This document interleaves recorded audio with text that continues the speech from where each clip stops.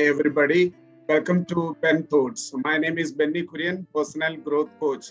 Today, we have a celebrity guest, Dr. Zakkir Thomas, IRS. Dr. Zakkir Thomas is an officer of the Indian Revenue Service and is currently Principal Commissioner of Income Tax at Bangalore. Let me introduce Dr. Zakkir Thomas in detail. He was awarded the Finance Minister's Medal in 2017, and he belongs to the 1989 batch of IRS. He has worked in the Government of India in the Ministries of Finance, Science and Technology, and Human Resources Development in the field of taxation, in the field of intellectual property, science and technology, and was involved in policy formulation in those areas. He is a former registrar of copyrights and a well-known expert in the field of intellectual property rights, and has several publications to his credit in leading national and international journals. He was the founding project director of Open Source Drug Discovery, OSDD, of the Council of Scientific and Industrial Research, CSIR, in India. Dr. Zakkir holds an MSc in physics, then an LLB from Delhi University, Masters in Intellectual Property, Commerce and Technology from Franklin Pierce Law Center, University of New Hampshire in the US, and earned his PhD in Public Administration. Such a fantastic profile. Welcome, Dr. Zakkir Thomas, to the show. Welcome, sir. Thank you. It's a pleasure. All right. Thank you, sir. Thank you very much. Sir, I understand that you belong to the Indian Revenue Service 1989 batch. Could you please explain that successful journey, your milestones and challenges? Well, 1989 batch means like I've already become very ancient, but still, my thoughts go back to, what, when a person like me got into civil service shows the immense possibilities that this country offers to everyone. My schooling, in fact, in the primary school, lower primary school up to 4th class, I went to a village school which touched roof where, when it rains, you have to take your bench and move so that, you don't get drenched. And, along with Mr. Benny Kurian, after class 5, we went to a local English medium school called St. Vincent, where we, when the teacher called, you didn't even know how to, respond to them. That is the level of understanding of the language that we had at that time. But from that, and when we both, like Mr. Benny Kurian, I also went to St. Thomas College, Palai. No extraordinary academic achievement. I was just an average student at all levels. But, what this country promises is that, if you really want to perform, you can still, try, work hard, write your civil service examination, get through, even though you are from an average rural village background, from a small town in a country and of this size and magnitude, where competition is really intense, where you really compete with students from Stephens, from JNU, from St. Xavier's in Mumbai to IITs, IIMs. You still have that possibility, and that's a great possibility that the country explores. And once you are, of course, I finished my MSc in 1986, and 87 I wrote the first exam. I couldn't get through. In 88 I was selected. So 89 I joined civil services. I was allotted Indian Revenue Service. We had excellent training, and after that, like the next 8 years, it was real, sincere, committed, hard work in the field, which gave me a thorough understanding of the law, procedures, the governmental processes. And we did, and it gave me a wonderful, experiences in different areas. And on my 9th year, I was, taken as Deputy Secretary in the Government of India, and in the Ministry of HR. There, all services officers are there. I was given over there as well the best of postings, because whenever you need challenges, you need people who perform. So ultimately, it is your performance that counts. And later I went to US to do 1 year sabbatical. After that, I was enrolled in the early stages when there were some issues with the allotment of permanent account number. We brought in private participation, very early stages. Brought in NSDL and UTI, rolled out PAN, as and when I joined that charge, it used to take at least about 30 to 40 days for a PAN card to be given. And when I left, we were able to give it within 7 days. Now, of course, things are much, much better. So, every stage, everywhere where you work, you try to do your best and you give your, best into that. That's how, life goes on. And, when I went to CSIR as well, I was handling a drug discovery project. Later, in the Central Board of Direct Taxes, I was handling policy matters relating to finance and taxation and investigation. So my feeling is that, if you're committed, if you're sincere, if you're, there's an honesty of purpose, I believe, it's possible for anything from to do anything, even if you're from a very humble background. All right. Thank you, sir. You mentioned something about the honesty, the commitment, and the sincerity part, and you want to say that this is the most important part of your success story. Is that correct? Yes. I mean, that goes. I mean, from I've seen. Put in more than 30 years of service in government. Okay. I've seen people working in at various levels. I've also had fair exposure of people working even in private sector. I have seen people with very modest background coming and going up in career, whether it's in private sector or public sector. Just if you are really committed, if you have sincerity, if you have more honesty of purpose and integrity, there is, nothing can stop you. Your background actually doesn't really matter. I mean, that's what, I'm not just talking about government. Even in private sector, I've seen persons, who may not have fancy degrees going up in the corporate ladder just by sheer hard work. All right, that's really interesting. Dr. Zakkir Thomas, you are the project director of open source drug discovery. Could you please tell me something about that particular project in which you were the founding project there? Yes, see, right now in the, Corona, we are in the midst of Corona pandemic. And, we are talking about making vaccines available to the whole population in the world.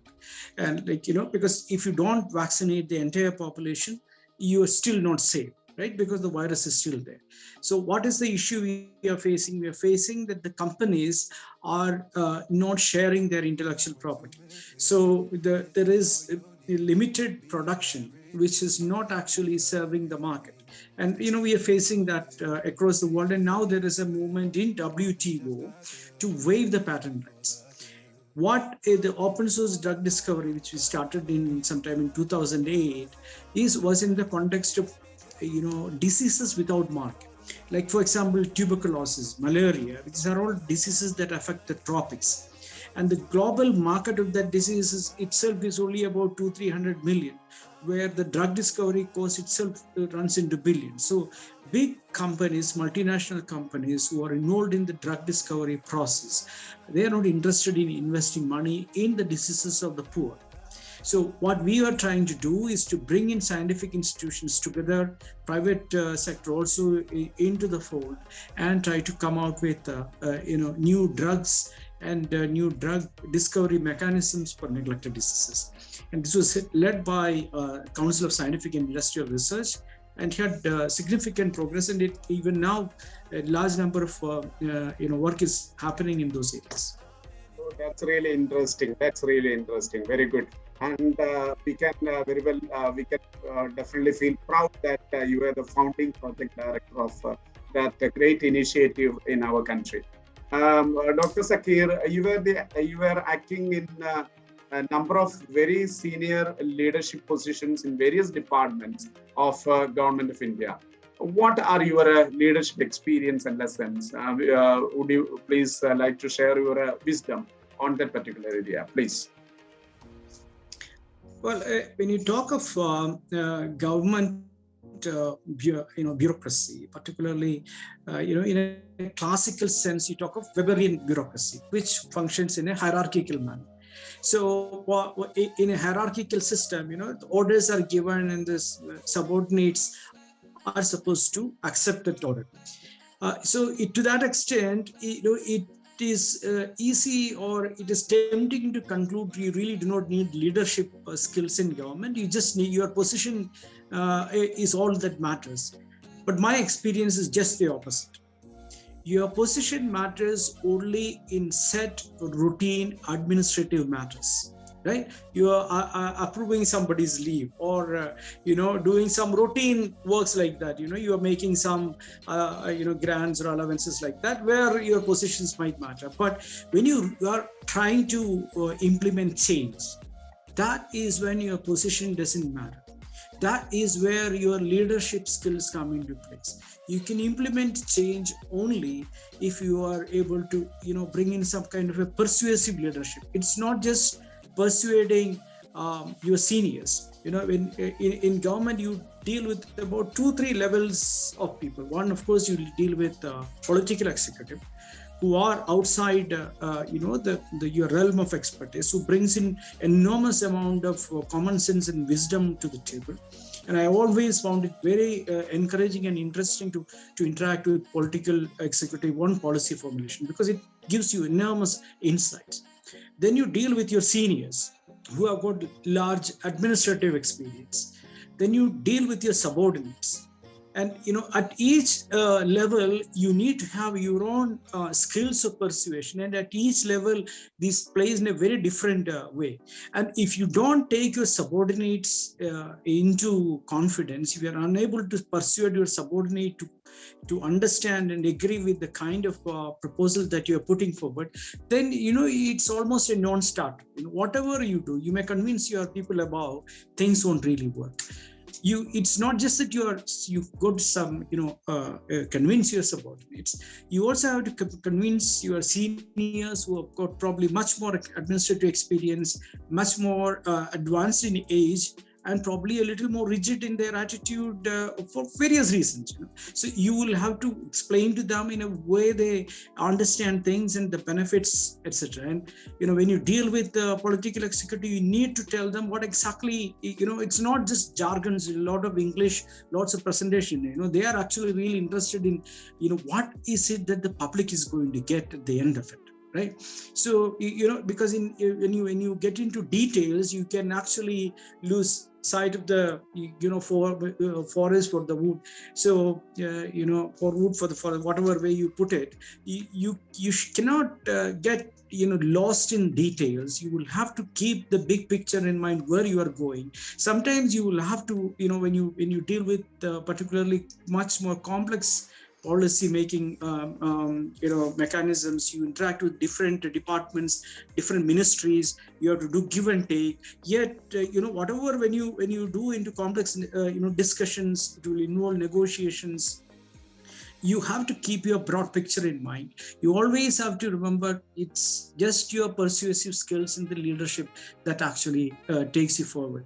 Your position has very little relevance over there. And sometimes we find that even very senior persons who wants to do something, it just doesn't. Sometimes it just doesn't get converted into practice. And if you even if you are able to do everything, if your juniors are not with you, it just doesn't happen. And finally, after all these things, you will have to put your shoulder to the wheels, and there is nothing like leading from the front. Oh, that's great. And that's what broadly can say. And yeah, that's great. And you meant to say that leadership, it's not about position, but about your you have a different perception on leadership, right? It's not about position. Leadership, it's not about position. It's about in the way that you look at things and the perception that you hold. Okay.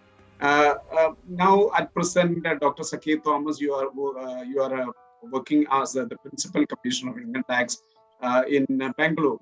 And my question is, how did you connect and collaborate with the corporate world? Of course, you have to, as the principal commissioner of income tax, you'll have to uh, administer, look into, or guide a lot of things with connected with the corporate world.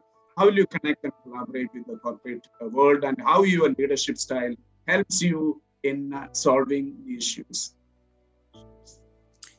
It's not just as my interaction with the corporate world is not just as an income tax commissioner, but as well, I've also been involved in implementing many of the information technology projects in income tax department, and in e-governance. Income tax department is one of the leaders in the government.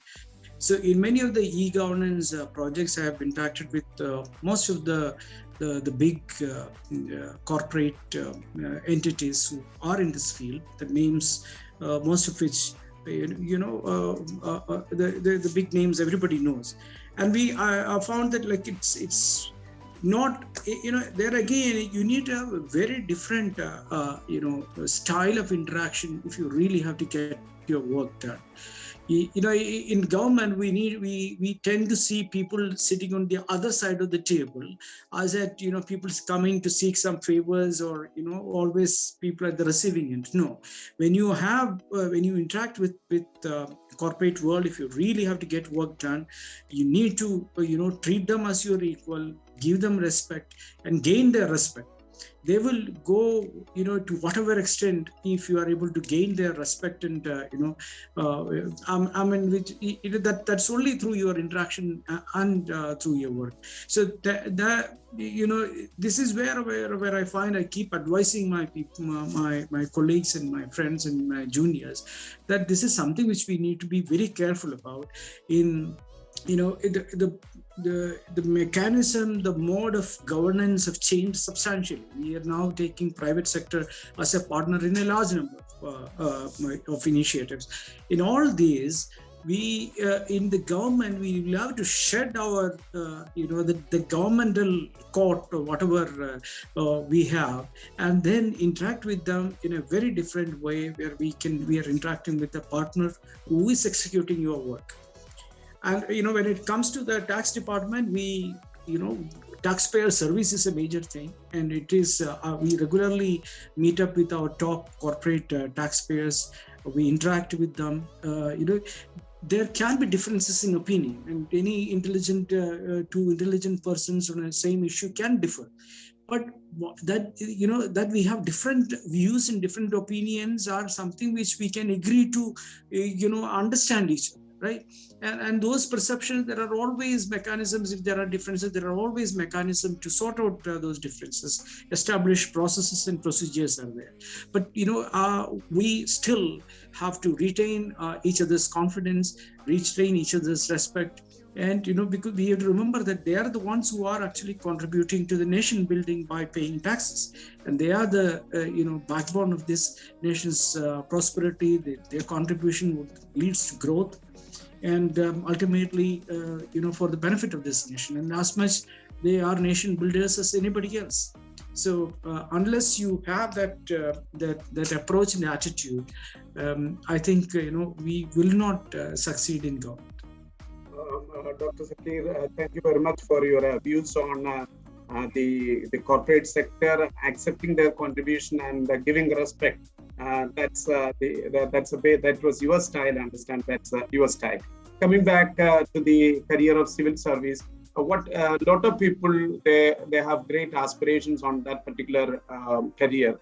And could you please tell the youth of the country, what are the areas in which they have to focus? What are the skills that they will have to bring in bringing or in creating a great career in civil service? What is your advice, or what is your message for the youth of the country? Well, to be a good civil servant, the qualities that are required is almost the same qualities that you will require as a good manager, good executive anywhere. What these things which if I am telling youngsters are, the qualities that are probably required in a knowledge economy. You have to be always be willing to learn. Your learning should not stop. The moment you clear an examination or get into a job, whether in civil service or in private sector, it's continuous learning that will keep you ahead. It will only be continuous learning that will enable you to perform better wherever you are. So it is important that you are constantly learning and improving yourself. Another thing, be very attentive to others.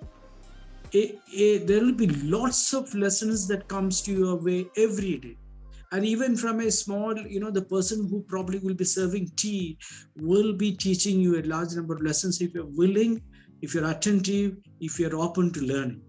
And that is what will keep you ahead. And for that, you need to have a very good quality. You got to be humble at heart. You need to keep your feet on the ground.